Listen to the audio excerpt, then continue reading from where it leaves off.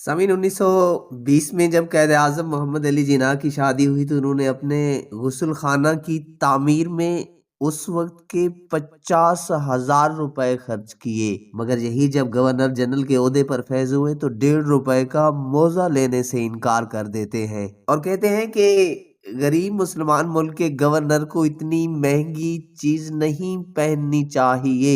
एक मर्तबा बरतानिया के सफीर ने आपसे कहा कि बरतानिया के बादशाह का भाई आ रहा है, आप उन्हें एयरपोर्ट लेने जाएं। कैद आजम ने ये शर्त रखी कि मैं तब एयरपोर्ट जाऊंगा अगर मेरे भाई की बरतानिया आमद पर वहां का बादशाह उससे लेने आए।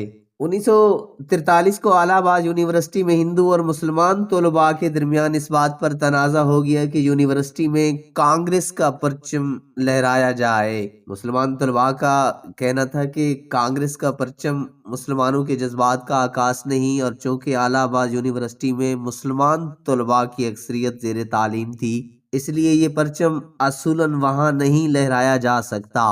अभी ये तनाज़ा जारी था कि उसी साल पंजाब यूनिवर्सिटी के मुस्लिम तलबा की यूनियन सालाना इंतखाबात में अक्सरियत हासिल कर गई।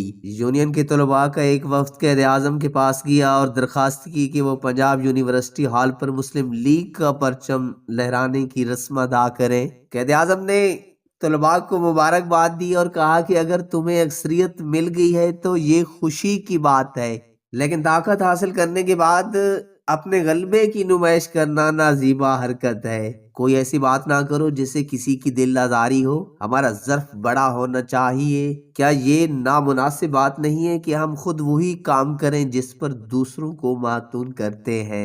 एक मरतबा सरकारी इस्तेमाल के लिए 37 रुपए का फर्नीचर लाया गया। कैद आजम ने लिस्ट देखी तो 7 रुपए की कुर्सियां इजाफी थी। आपने पूछा ये किस लिए है, तो कहा गया कि आपकी बहन फातिमा जिन्ना के लिए। आपने वो काट के फरमाया कि इसके पैसे फातिमा जिन्ना से ले लो।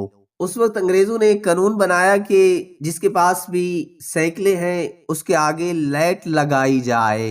एक मरतबा कैद आजम कुछ नौजवानों से बात कर रहे थे।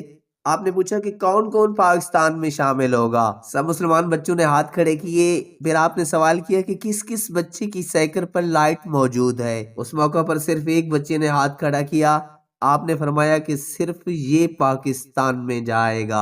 नौजवानों ने वजह पूछी तो आपने फरमाया जो कानून पर अमल नहीं करता उसे हमारे मुल्क में रहने का कोई हक नहीं है। कैद आजम जब बीमार थे तो एक खातून डॉक्टर उनकी खिदमत पर मामूर थी। आपने उनसे पूछा कि तुमने मेरी बहुत खिदमत की है, बताओ मैं तुम्हारी क्या मदद कर सकता हूँ। तो उसने कहा कि मेरी ट्रांसफर मेरे आबाई शहर में करवा दें। तो आपने कहा कि ये मेरा काम नहीं, ये वजारत सेहत का काम है। एक दफा आप गाड़ी में कहीं जा रहे थे तो एक जगह रेलवे ट्रैफिक बंद हो गया। आपका ड्राइवर उतर के वहां पे मौजूद शख्स से कहने लगा कि गवर्नर जनरल आए हैं, ट्रैक खोलो। मगर हमारे अजीम लीडर और बानी पाकिस्तान ने फरमाया कि नहीं, इसे बंद रहने दो।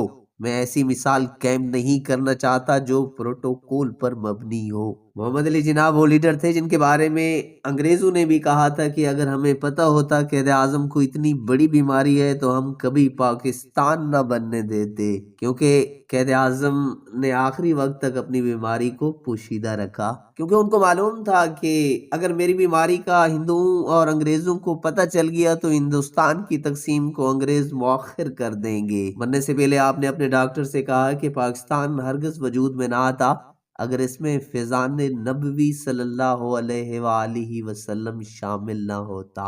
नाज़रीन, इस तारीखी कहानी के बारे में एक कमेंट जरूर दीजिएगा।